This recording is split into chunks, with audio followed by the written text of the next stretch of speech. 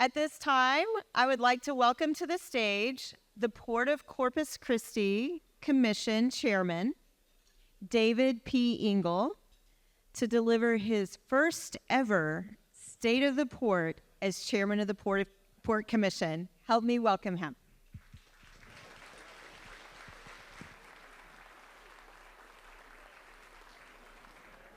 Hello, everybody.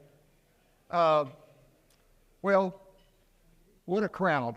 This is quite a crowd here. We're glad you're here. I want to thank you all for joining us today. All the public officials, I believe we asked you to stand. We're glad you're here, the city council, the mayors. Thank you for being here. And more importantly, thank you for all you do to help the Port of Corpus Christi be successful. We really do appreciate your efforts. City council, county commissioners, all of you, we really do appreciate it. It's really an honor for me to be the chairman of the Port Commission, and it's a privilege to stand before you representing my fellow commissioners who are here today in the Port of Corpus Christi. This year we're going to do something a little different. Instead of just focusing on the state of the port, we're also going to focus on the port's customers. And I know in the little pamphlet that you received, it kind of says I'm old because I've been in business for more than 50 years. And I've learned that there are two types of customers. There's internal and there's external. Now, internal are those great employees here at the port, like people in the harbor master department who schedule and control the ships going in and out of the channel, the crews of people who maintain the port's equipment and infrastructure, all of the port security people who patrol and watch over the port, the accountants, the assistants, and I could go on and on. And then there are the external customers, like the Valeros, the Flint Hills, the Cheniers, the Enbridges, and all the other businesses that provide services to the companies that use the port. The people who work at these companies are engineers, they're plant operators, they're welders, they're electricians, they're plumbers, and the list also goes on. And they are a key part of the total population who live in the Oasis and San Patricio counties and all the towns within. These are the port customers, and that's why I say we are customer proud. I assume most of you already know the vital role this port plays domestically and internationally, moving products made and shipped by our customers. The Port of Corpus Christi is now recognized as a key player worldwide in maritime commerce as it provides a vital role of moving energy and other products to Asia, Europe, and other ports within the United States. The recognition and reception that we received back at the World Hydrogen Conference this past May was overwhelming. It seemed everybody knew about this port. But even more important, the impact in this region, because of the existence of this channel, has been a driving economic force for the entire coastal bend for over 100 years due to businesses needing to be near a deep channel to move their products. It has led to the creation of thousands of jobs, hundreds of millions of dollars of tax dollars used by our cities and our counties for schools, roads, and other infrastructure projects. Now, it's the Commission's role to provide strategy and oversight to ensure the viability of our channel, and over the past 100 years plus, the commissioners who serve today and those who have served in the past, along with the many people who have worked at the port, made sure that this port was operated safely and necessary improvements to infrastructure to serve its customers' needs.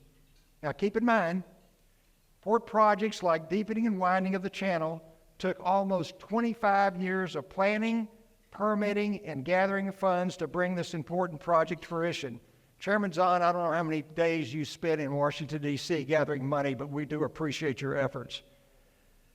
Knowing about this project played a big part in the investment decisions made by our existing and new customers who have invested over $70 billion in the past 10 years. At this point, Before I introduce my fellow commissioners serving today, I would like to recognize any past chairpersons that are with us today. I know they're sitting at table 29. Would y'all please stand up? I see Chairman Mike Carroll, Chairman Yolanda Oliveras. I know that Chairman Ruben Bonilla was going to be here today, and then I see Chairman Charlie Zahn. Thank you.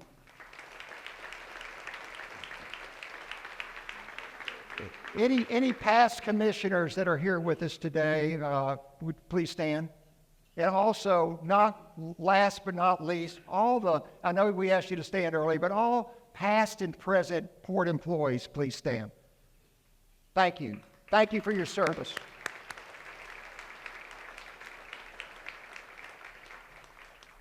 Now, let me introduce my fellow commissioners serving with me today. Now, Commissioner Hoskins is stranded on a ship somewhere in the Caribbean that is held up because of Hurricane Milton, which is not nice, but nevertheless, he's not here. But Commissioner Hoskins was appointed by San Patricio County. He serves as the vice chair and chairs the security committee. Wes is president of First Community Bank. He's past chairman of the military task force and continues to play a big part in making sure the military remains a vital part of our community. A little unknown fact is that Wes and I grew up together in Victoria, Texas. We went to junior high together, we went to high school together, and whatever he tells you about me, don't believe it. The next commissioner I'd like to call up here is Commissioner Gabe Guerra. Gabe, come on up. Gabe was appointed by the city of Corpus Christi. He serves as the secretary of the Port Commission, and he chairs the audit committee. Gabe is president of Clayburgh Bank, serves on the Regional Federal Reserve Board.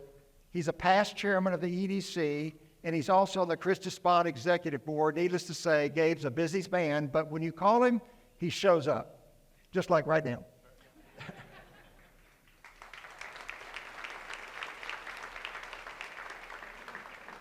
Commissioner Rajan Ahuja. Rajan, I know you're here.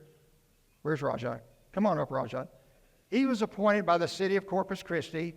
He chairs the very important long-range planning committee, and Rajan brings his talents as an oil and gas engineer, and he's able to ask questions and make suggestions as the port deals with related customer needs. And Rajan, we appreciate what you do. Thank you. Commissioner Diane Gonzalez. Come on up, Diane.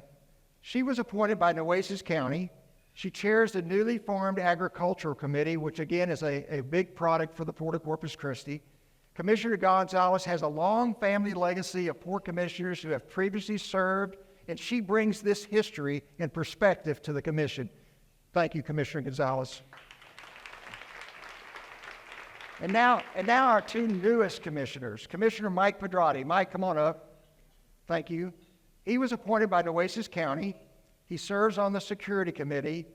And Mike, in addition to his oil and gas background, brings a love of coastal bays and estuaries, hunting and fishing, and adds his voice to protecting the environment. Thank you, Michael. And finally, Commissioner Tony Lamontia. Come on up, Tony. He was appointed by Nueces County, and he also serves on the audit committee. Tony, with his background and perspective of running a large business, will challenge and ask questions of others that others might take for granted. And we always know that Tony's good for asking questions. Thank you, Tony.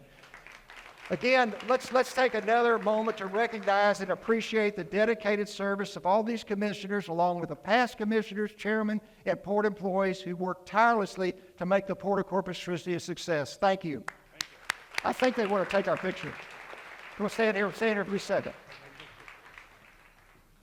Smile. Come here. There we go.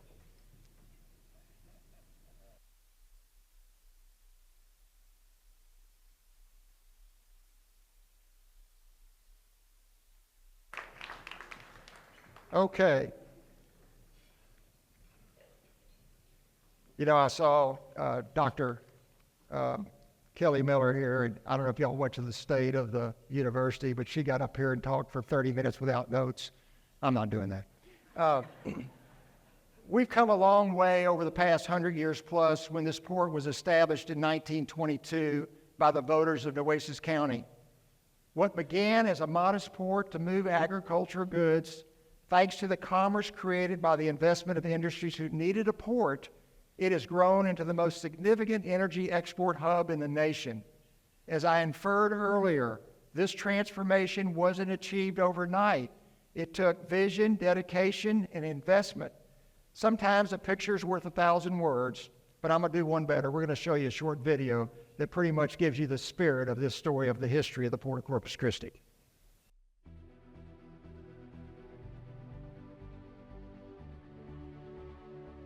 Every path we chart is marked by the dreams of the pioneers who delivered us to this moment in history, those who first dreamt of our voyage.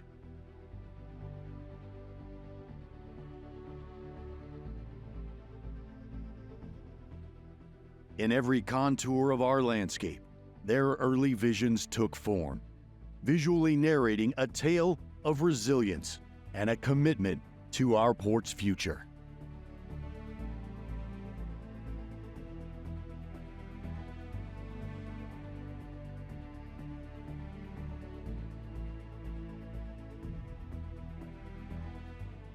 Every plan conceived and every sketch rendered has left indelible imprints in the story of the Port of Corpus Christi.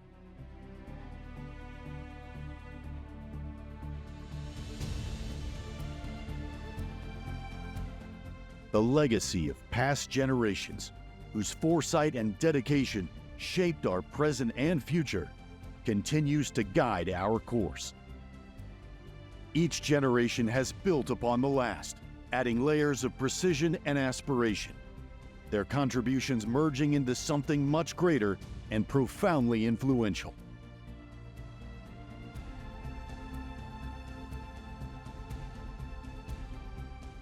A port that is not only a gateway to global markets, but a vital economic engine for the communities it serves. The collective efforts of visionaries, past and present, have shaped the voyage and the character of the Port of Corpus Christi.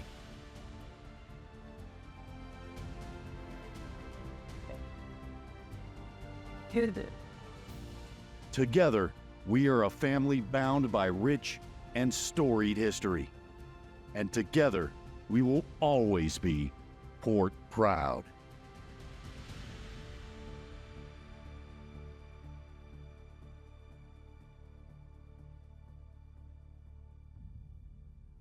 It's 2015. We've invested over $1 billion in capital improvements, from expanding rail infrastructure to upgrading docks, ensuring that the port remains competitive and capable of supporting our customers' needs. This investment isn't just about infrastructure. It's about creating opportunities and facilitating maritime commerce to better serve our region and the world. Our investments have paid off. Since 2015, port-related activity in Texas has created over 95,000 full-time jobs, stimulating our local economy. These are real jobs: welders, electricians, plant operators, engineers, equipment operators, and all the workers who work for the companies that provide the supplies and services to these port businesses. These people are our neighbors. They buy houses, they buy cars, they buy furniture, and they pay local sales and property taxes. Now, many of these people, now employed by industry, have been educated in our local public schools and have degrees in training from Corpus Christi A&M, Del Mar College, and the Craft Training Program, among others. These schools and their teachers deserve a big thanks for educating and training our local workforce, which is so important not only for industry, but also for providing the opportunity for our children to find good-paying jobs and not only grow up in Corpus Christi, but stay here and raise their families here. The port is committed to hiring interns from our local schools and giving them hands-on experience so they can further their education. And I encourage all of you business people here today to consider hiring interns in your business too. As we look to the future, the Port of Corpus Christi remains committed to increasing options for our traditional customers. We're working with existing and potential partners to create the infrastructure needed to support the emerging hydrogen, economy and exploring carbon capture opportunities to help our customers make their decarbonization goals. Our aim is to ensure that the Port of Corpus Christi takes good care of our legacy industries and stays at the forefront of innovative and sustainable energy solutions. Our commitment extends beyond infrastructure and job creation. Our previous port chairman, Charlie Zahn, was told over 10 years ago by companies that were then thinking about locating and investing in this region, they needed 3 important ingredients: power, people, and water. The Port of Corpus Christi is dedicated to reinvesting in the communities we serve, whether it's through supporting local nonprofits, educating students through our mobile learning lab, initiatives like desalination, or engaging in workforce development programs. We are here to help our communities and the people who live here build a better, brighter future for everybody in the Coastal Bend. Now, the Port of Corpus Christi is more than just a port. It's an engine of growth, opportunity, and resilience for our communities, our state, and our nation. We have achieved so much together, and with your continued support, we will keep pushing forward to ensure a prosperous and sustainable future for generations to come. I sincerely hope that I've made it clear that the Port of Corpus Christi was built by its customers, both internal and external, and we value those relationships tremendously. We take pride in this port's history and the legacy of our founders, and we are honored as commissioners and staff and port employees to continue in their footsteps together. Thank you.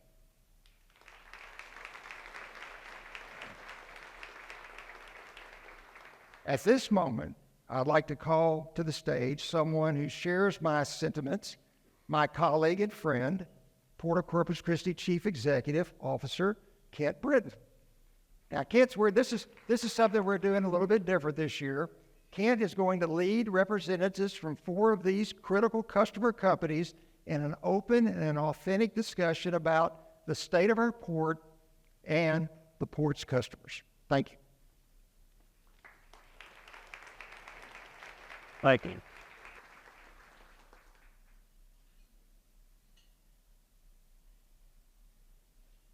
Can you guys hear me okay? All right, so I'm Kent Britton. I'm the Chief Executive Officer here at the Port of Corpus Christi. I've been in this role full-time now for all of 13 months. So last year, I had just taken this job on a permanent basis, and so last year flew by. So I have no idea whether I was nervous last year or not, and so we'll see how I do today. I will tell you I took it slow coming up the stairs. Some of you who know me know that we have quarterly all-employee meetings where we come in here and we just kind of talk and get an update on the port. And 2 or 3 of those ago, I thought I would kind of impress the younger folks here, and so I ran up the stairs. And then when I was done, I actually jumped off the stage. And yeah, so the knee is still not what it used to be. So thank you, Chairman Engel. I appreciate the kind words and really appreciate all of you being here. If you've heard me talk around town the last 13 months in this role, you know that I feel passionately about what we do here at the port. I feel passionately about the communities that we serve. And I feel passionately about the fact that it's our customers who are the port, right? So we have a very important role here. We are the non-federal sponsor of this ship channel, which is the gateway for moving products in and out of this port. We are committed to trying to make that as competitive as possible. We recognize that all of our customers are competing, not as much with each other here, but as with other gateways and other places where they could be doing business. And so we try to take that seriously and work with our customers. And so we're grateful to have everyone here. We're grateful for the folks in the community who are here to kind of get an update. As the chairman said, we're doing things a little different this year. So we'd like to make this, well, we'll see how it goes, first of all. But if it goes well, then we'd like to kind of make this a recurring theme at some of these state of the ports and bring in kind of a rotating group of our customers. And so we've got 4 of our key customers that are here with us today. And we're going to, rather than than me and Chairman Engel tell you what's going on at the port. We're going to kind of let our customers tell you what's going on here at the port in their industry. We're going to kind of start kind of high level with what's going on in their industries, and then kind of dive down into the specifics of their individual businesses. So first, we've got Lee Hunter, who's the president and CEO of South Texas Cement. Lee, if you'll make your way up here. Where's Lee? Lee, all right.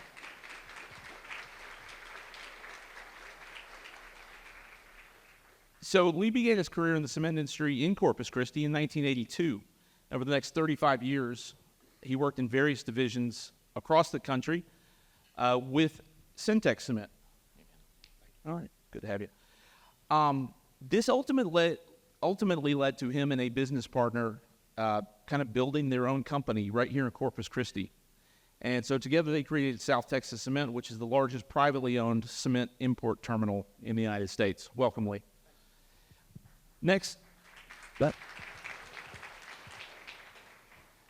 like to welcome Tim Despain, who is Executive Vice President of Business Development at Howard Energy Partners.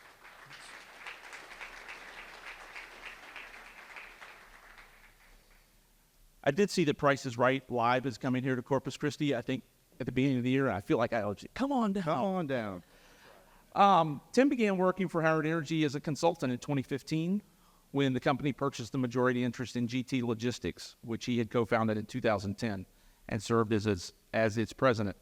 He's got over 35 years in finance and executive leadership roles with Fortune 500 companies, private equity firms, and large commercial banks. There's actually, my background is I was CFO here prior to that. My background is finance. We actually, 2 of the 4 guys up here have finance backgrounds. I appreciate that.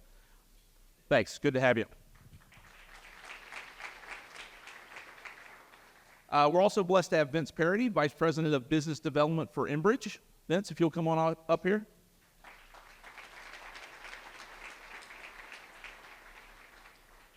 Vince has been with Enbridge for over 36 years and has held roles in business development, asset performance, accounting, and finance. Good to have you, Vince. And market access, and in both Ontario, Alberta, Canada, and Texas. In his role as Vice President, Business Development, Vince is accountable for the development of new business development and market access opportunities for the Liquids Pipelines Group in the U.S. and the Gulf Coast region. And for those of you who don't know, Enbridge runs the Ingleside Energy Center, which is the largest crude oil exporter here in the port and in the United States. Good to have you, Vince.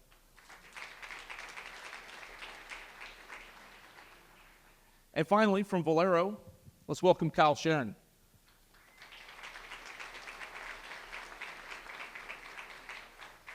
Kyle's Vice President and General Manager for Valero's Corpus Christi refineries. Kyle has more than 20 years of experience in the refining and petrochemical manufacturing industry. And in his current role here as Vice President and General Manager of 2 refineries in the region, Kyle oversees a workforce of around 750 full-time employees and 400 contractors.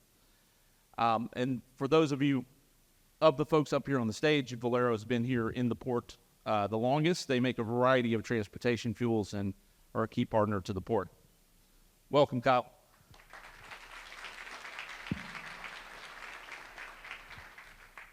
I'm good. And I'm invited to hear it.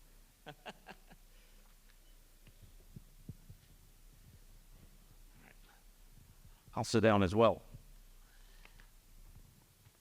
So, as I was briefly mentioning, I'd like to start kind of a little bit high level, kind of the industries that you work in. You're all from kind of different industries within all the things we do here, all playing in kind of different niches. And so I think you'll all bring a different perspective for what's going on and have some different perspectives on what's going on. After we talk about the industry in general, then I'd like to go into kind of the specifics of what your companies are doing here in this region. So thanks for joining us, and let's kick this off.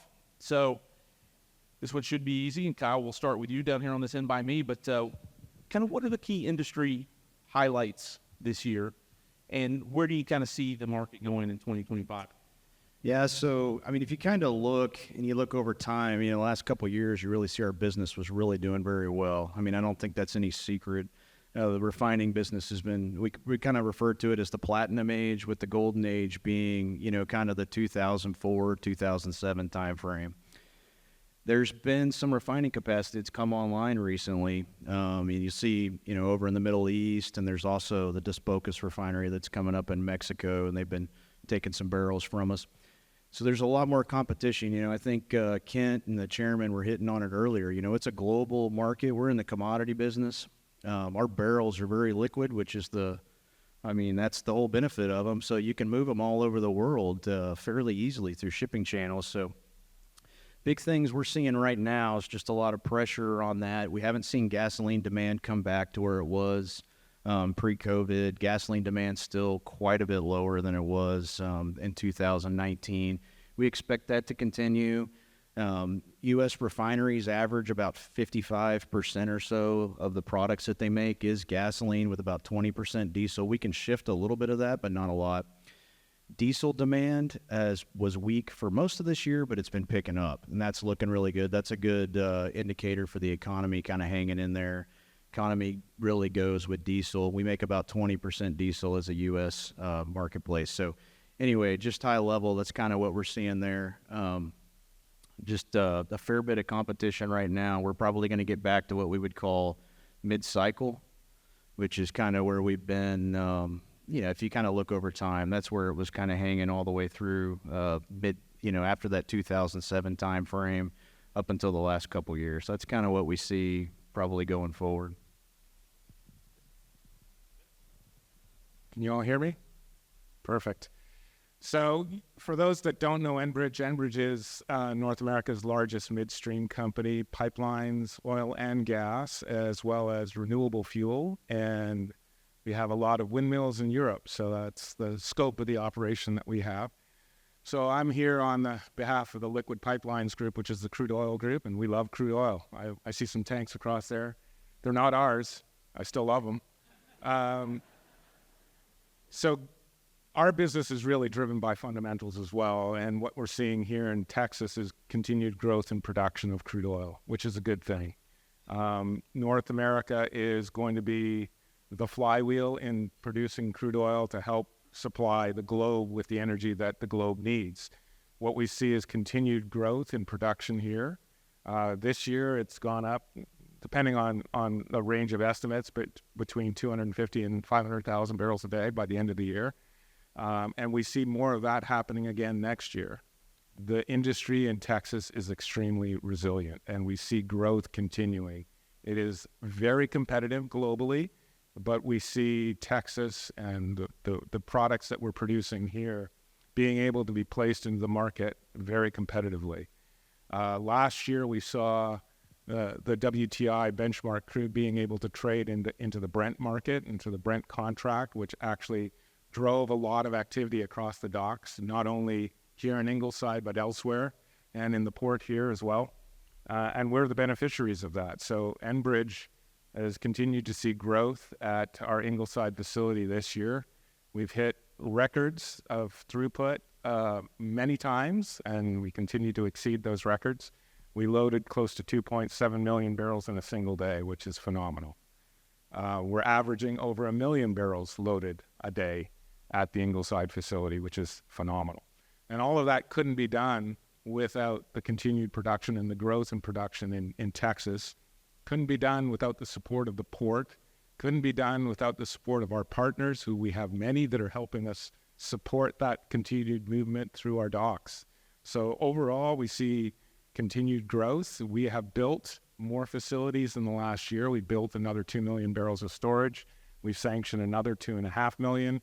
We're expanding our Gray Oak pipeline by 120,000 barrels a day. And all of that is to keep up with the continued growth in production that we see. Every single barrel that's coming out of the ground, the refining complex that my partner here has talked about can't take any more light crude oil. So for the most part, every single barrel, incremental barrel that's produced has got to hit the water and has to be exported. And that's why we're building these incremental facilities. And that's why everybody that is in the port, in the inner harbor, Ingleside and other ports are seeing continued export growth, and it's been a phenomenal time for the business. Thank you, Vince. Tim? So I'm Tim Despain. I'm from Howard Energy Partners. Kent, I really appreciate you sitting me next to, an 800-pound gorilla in the industry. Howard is an independent company. We're based in San Antonio. We're primarily gas gathering and processing, but we also have terminals where we export finished product from the refineries. I wish I could say we have as much tankage and as much business as Enbridge does, but that's our aspiration someday. We currently move about a big 1.5 BCF a day out of the South Texas production market. A lot of that goes to power plants. A lot of it goes into the Mexico market. Some of that will be dedicated into the LNG world. We also have a terminal here at the Port of Corpus Christi that we originated in 2015. Thank you to the staff and administration that helped us get that off the ground. We currently take barrels out of the refineries and load those onto rail cars that get shipped into the Mexico market, which is constantly accelerating their need for fuel. Lastly, in the Corpus region, we have the Javelina gas plant, which takes off gas from the local refineries and reprocesses it, and then sends back higher grade products to those refineries and to the market. The net effect of that is it improves emissions in the region. It makes everything here more efficient. And so thank you, Valero, for being a good customer on that front. Where is our focus and what are we seeing in 2024? Gas production is basically flat from year to year, the first time that that's happened since 2020. In fact, since 2015, natural gas production in the U.S. is up about 73 BCF a day. We're currently sitting at about 103. We anticipate that will rise as demand continues. As production is more than what demand has been, gas prices have suffered. So 2024 has been a year of survival and restructuring and working through that environment. 2025 is one of the questions you had. What do we see coming forward? We see a lot of incremental demand, not just from the LNG, which you read a lot about, but from power plant development and also data storage units. So we're looking to expand that operation here pretty quickly. Thank you, Tim. Lee, why don't you tell us about something that doesn't move in liquid form? Not a liquid. So I'd like to start with a short synopsis on what we are and what we do, because there's a lot of confusion in the words between cement and concrete. So cement is, we import cement from all over the globe into Corpus Christi, and it's a powder, fine powder. It's very heavy and it's very dusty, and it is a component of concrete. The concrete industry are our primary customers, and they take our product and mix it with rock, sand, water, and make concrete. We're not a concrete company. We get that confusion a lot. It's been that way forever. Anyway, as far as our business in 2024 and highlights, unfortunately, the state of Texas is off about 8% year over year from 23 in cement consumption.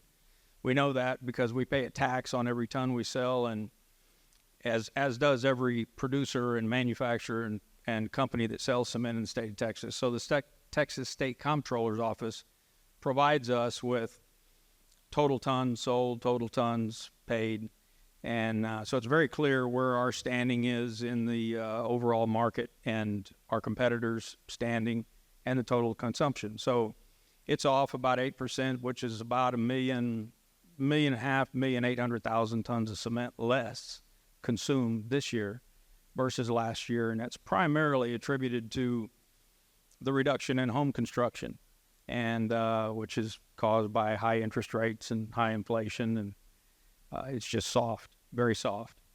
So as far as 25, we anticipate that the first half of 25 will probably look very similar to 24, but with softening of interest rates, maybe we're looking forward to the second half of 25 picking up and be a little more robust.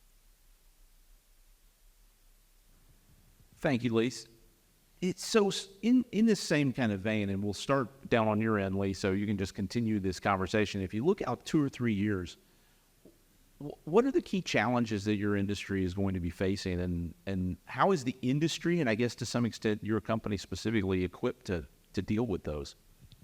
Well, the greatest challenge we're dealing with right now, one of the challenges we're dealing with right now is that the area that we bring product in from all over the globe, and our primary area that we're purchasing from and shipping from is the Turkish area, and Ukraine and Israel are the conflicts that are taking place in Eastern Europe, and Israel are having impact on our ability to buy product, on a economically efficient basis. It has increased the cost of product.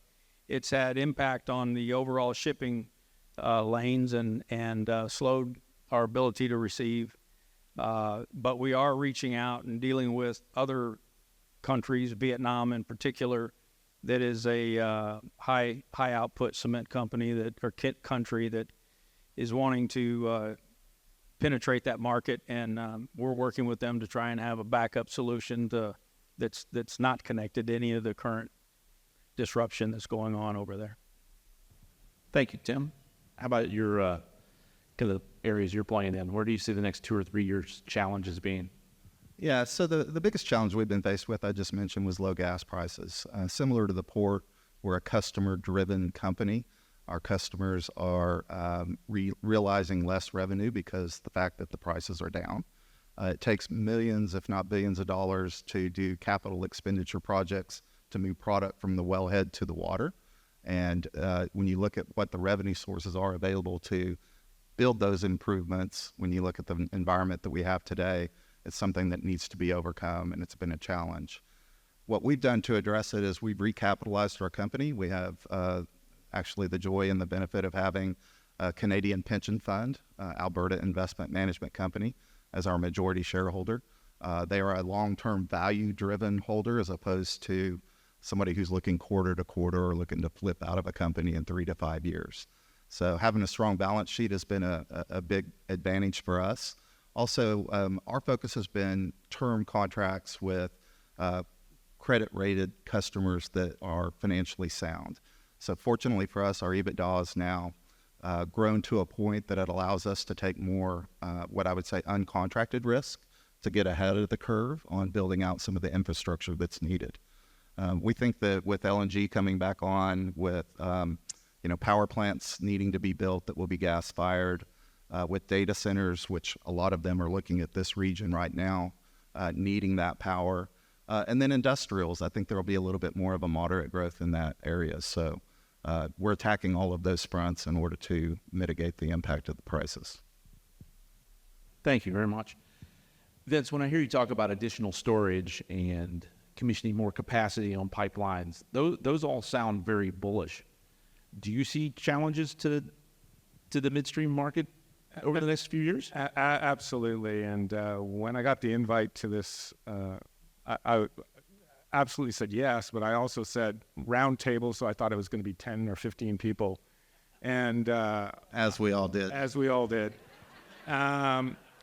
So with that in mind, I'm going to jump into this, so be prepared. So there's lots of challenges in the energy industry, and I don't think anybody here is going to be surprised by that. One is we need regulatory certainty. As Tim pointed out, we're investing billions of dollars in assets. Our shareholders and our stakeholders need a return on that. Our customers need to know that those facilities are going to be ready when they need them. And in order to do that, we need a regulatory environment where we have certainty that we are going to be able to get these things done on the timelines that we think we can get them done on, as well as on the costs that we thought we could build them for. So that's key. That's one aspect. The other aspect that I'll talk about a little bit is we just need to focus on practical and pragmatic solutions. Nobody in North America wants energy infrastructure built anywhere near them anymore, and that's just the reality of it. So we have to all engage in meaningful dialogue with our customers, with our stakeholders, and with the communities in which we want to build these facilities in order to get these projects done. It's not an easy solution. It's very complex. It's not like turning on a light switch. It's not on or off. It's not black or white. It's people want to paint these things in definitive colors, and it's not that easy. You need to have solutions that are manageable, that people understand. You have to have fact-based discussions. And what we're seeing is so many folks standing up to projects that are, pulling information off of Google that is not accurate, that is not fact-based, that influences a lot of folks in terms of them showing up at our open houses, that we're all trying to move forward with projects, and it just makes it extremely difficult. We need to have conversations with everybody, including the communities in which we work, that are fact-based, where they're bringing their observations or concerns to the table that we can all, as within this industry, address, and we have solutions to. And it's going to take some practical and pragmatic approaches. Nobody's going to win on every front. They have to be balanced, and at the end of the day, we'll get things done. The reality is we need energy, the world needs energy, and we don't have enough of it, and we're going to need more of it. So we need to get projects done, and we need that regulatory environment with certainty, and then we need to have those fact-based, hard discussions with the communities in which we're trying to build these projects to happen. All right, so I'm going to stay with you for a second because it feels like I opened a door that you just walked right on through. I told him not to. And I did anyways. How does so from my perspective as CEO of the port, but other folks here who are working in the community, how do we help push forward things like regulatory reform and streamlining? I mean, where do we all need to be applying our common resources to make that environment better for all of you? And anyone's Yeah, I'll tack on to a little bit about what Vince was talking about. I had a youth group over a few weeks ago, and we're big on energy education and really trying to make sure that the public understands what we do, why it adds value, why it's critical, and why it is important for them to know how these things work. Math and science have been dropped off in the schools, so it's been really difficult to get a very frank conversation going with our youth. So these kids are 10, 12, 11 years old. And I said, so, hey, where does electricity come from? And about 3 of them said, the wall. That's, to me, it's foundational. We've got to really spend the time educating our youth. They're very, at that age, very influenced by public opinion. Thank God I didn't grow up in the Instagram and Facebook era. But just education, I think, is the main thing. And as an industry, we all need to collaborate on that. I mean, I'll just add, it'd be great if everybody in here would make sure they get out and vote and encourage folks in your, and talk to the folks that you work with. I mean, I don't know where Darcy's at. I lost track of her, but she's loading up a van and taking, I see her now, loading up a bunch of our employees, and we're going to take them out to go vote. Get your like-minded folks out there. That's the biggest way to make an impact. A lot of this, there's money coming in from all over the outside, and it's coming in and infiltrating into here. And the goal is to get folks in positions that don't think like us and don't want energy. They want that NIMBY type viewpoint. They want that here in Corpus Christi. We can't have that happen here in Corpus Christi. So that's the biggest thing I would say. Please get out and vote.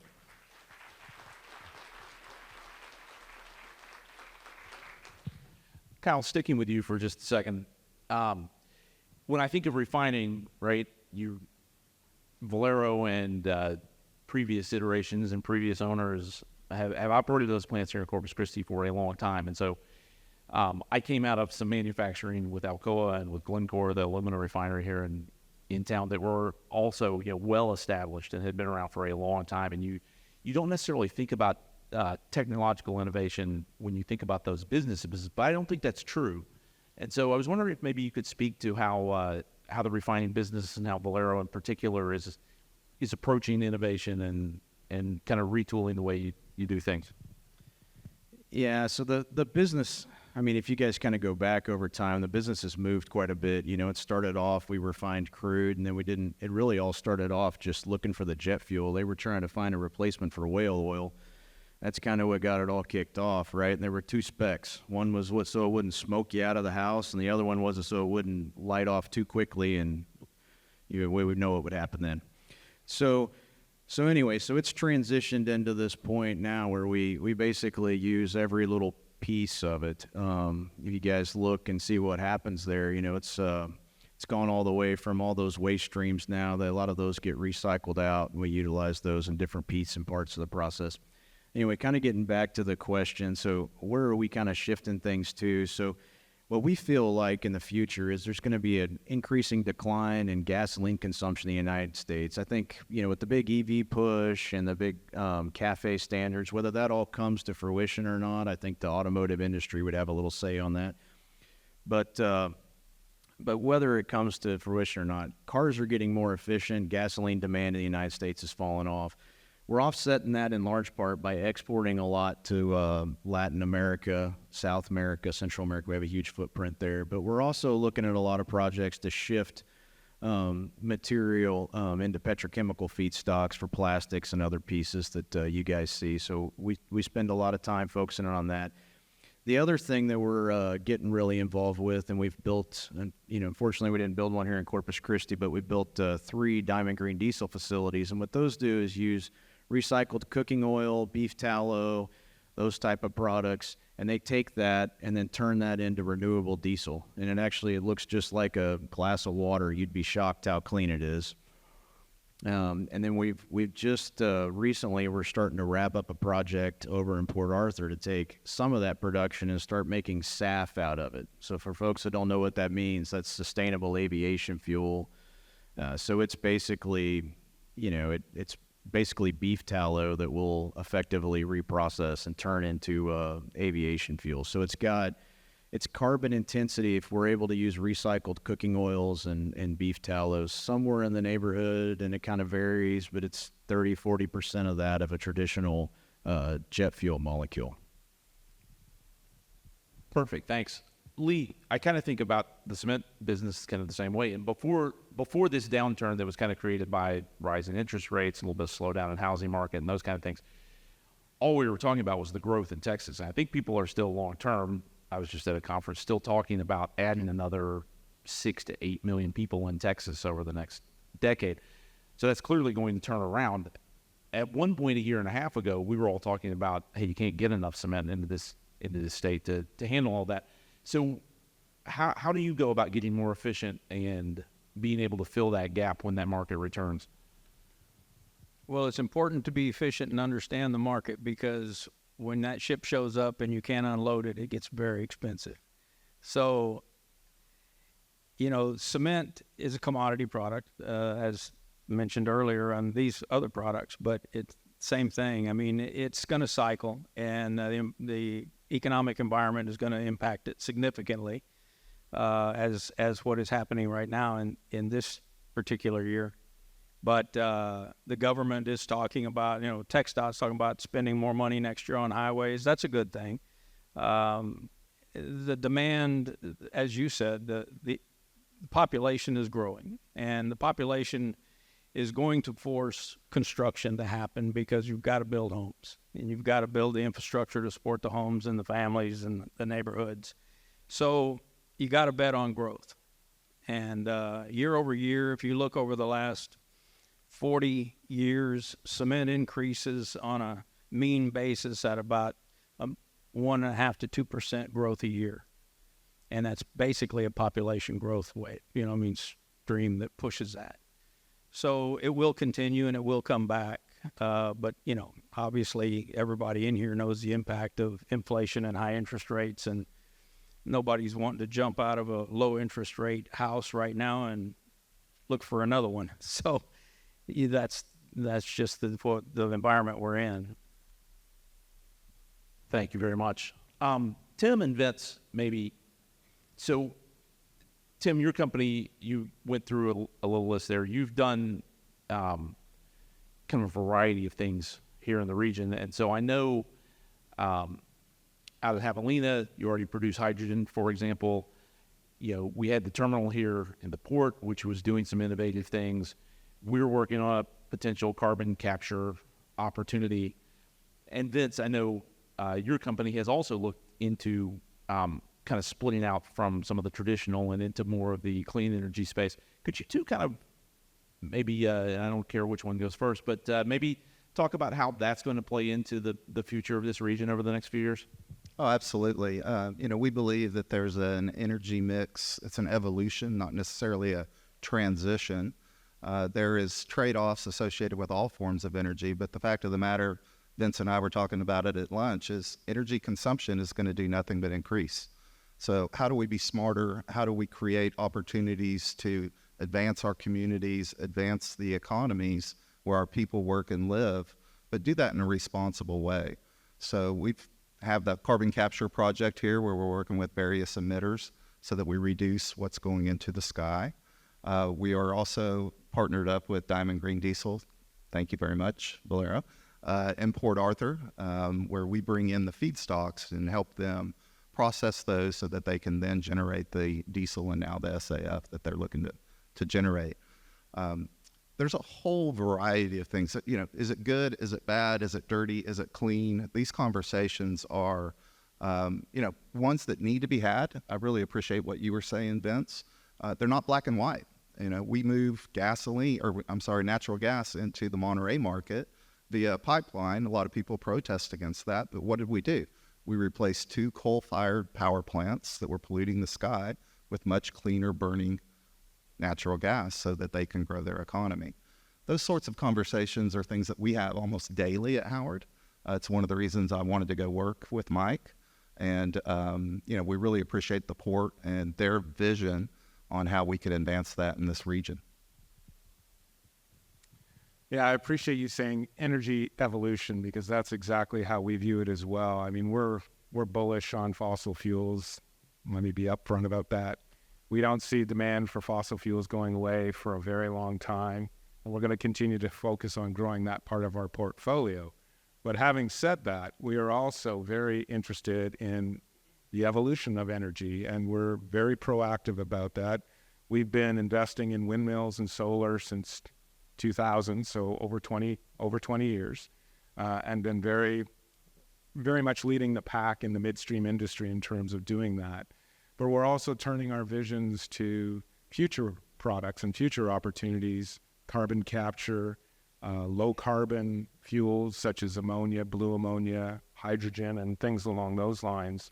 We do have a project here that we're pursuing called our Yaren project. We're partnered with Yara, who's one of the world's largest ammonia producers, to build a plant here in Ingleside in the coastal Bend region that will, at peak construction, will hire 4,000 people to build that plant. 200 jobs once that plant is in operation. So we're focused not only on today and what we're doing today, but also on the future. And we do see a lot of opportunity in this space. Some of the fundamentals we look at for alternative fuels see demand for those type of fuels growing as we eventually transition and evolve into lower carbon fuels. So we see a big opportunity to get into these types of plants and produce those types of fuels that will be needed not only here in North America but globally. So there's a big opportunity here, and we see it as a growing part of our business moving forward. So I'm being told that this is the last question. Thank you, Lisa. So all of you have invested in this community and in the Coast of Bend, and many of you for decades, and some more recently. These are all the leaders of this community. Can you kind of just, each of you, maybe 60 seconds, take me through what is it about the Coastal Bend that makes this a good place for investment? Kyle, you want to start down here on this end? Sure. I mean, I think the first thing is just there is a fair bit more regulatory certainty in state of Texas and here in the Coastal Bend than what you find a lot of other places. I've had the pleasure or unfortunate pleasure of working out in California, and I'll just tell you, this is a breath of fresh air when you get down here. you're constantly under political attack over there as folks try to chip away at your moat and try to chip away at your business. You generally speaking, don't find that here. So, I think that's a key piece of it. I think the whole, I think there was a thing earlier about people, power, and water. I think the water is obviously a significant issue down here, but the people in this area are great. Got great work ethic. We utilize a lot of the local resources. Probably a quarter of our engineers are from Texas A&M Kingsville, for instance, hire out of Corpus Christi, Del Mar, those kind of places. So there's a lot of folks that grew up watching their parents, their grandparents working in this business. They want to be part of this business, and they really appreciate the jobs that they have. So there's a lot of good folks here too to get to be a piece of this. And then of course the port. We can't do it without the port. I talked about how we export a lot of our material. You got a great port here that's looking to expand, make it deeper, so we can get material in and out. We'll be able to hopefully get Suez in here. Tie ships, so to significantly reduce our shipping costs. We're a commodity business with skinny profits, so that obviously is very advantageous for us as well. I'll echo a lot of those comments. We view the coastal bend area and this port and specifically providing us with a lot of competitive advantage. And I can't overstate that enough. I mean, the people that you just talked about, the folks that we can draw upon in this greater area that will come and work at our facility are second to none. And I mean, it's stated in the fact how much we're exporting. You couldn't do that. And the team that we have at Ingleside is second to none, and they all live in this area. So we're drawing the resources from this broader area that just know what they're doing and how to do it and get things done. The state of Texas is fantastic in terms of the regulatory environment. We have a breadth of operations from one side of North America to the other, and we don't always see what we see here in Texas. So that's a great advantage down here. And beyond that, it's just the infrastructure that's in place. You look at the port, you look at the channel, you look at the depth program, that program that was completed not that long ago, gives us such a competitive advantage, and our cost of doing business here is much lower. So overall, you can't beat Texas, and you can't beat the port where we are right now.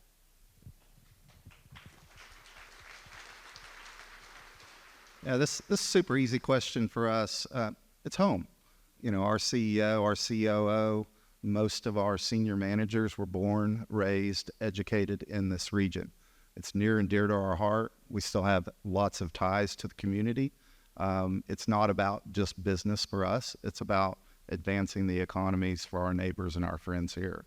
That would be the first thing. The second thing, I would echo your comments. The people, just the qualified, very able, very willing to work. Depth of what's in this marketplace is unusual. We have plants and we have terminals in other areas, and the employment challenges that we face there, we don't face here. We really appreciate that. And then thirdly, I would say, and probably should say first off, just the support. Your state representatives, your county elected officials, your city council, your mayors, the port authority officials and staff. They're very adept at attracting and retaining industry in this region, but they do it in a smart way, very disciplined. They're not just bringing in anybody and everybody. They are actually looking out for the long-term benefits for the citizens of this region. So I can't thank them enough for what they've done for Howard and for what they're doing in this region. Without their support, we wouldn't be able to do what we do. Thanks, Tim. All right, Lee, you get the final word. All right. Well, I was born and raised and educated here in South Texas, and I feel blessed to be able to come back here and operate here, and we're very, very pleased to be in the Port of Corpus Christi, and it fits us perfectly. It allows us to supply our customers very, very efficiently via truck and rail, and we view the relationship that we have with the Port of Corpus Christi as a partnership, and we like the partnership very much. So I think that wraps up our discussion here. I want to thank all of you for being here today. I'm going to turn it back over to the chamber in just a second. Appreciate you indulging this kind of new format. And can we get a round of applause for our panelists here?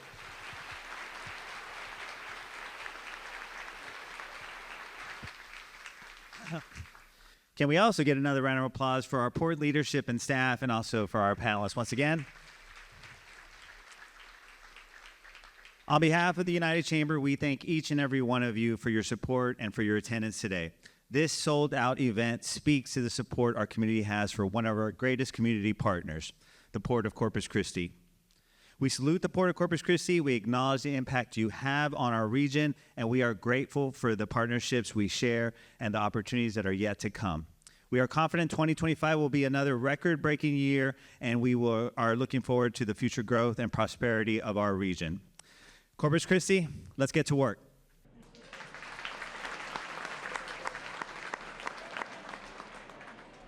Bitch, you got the body.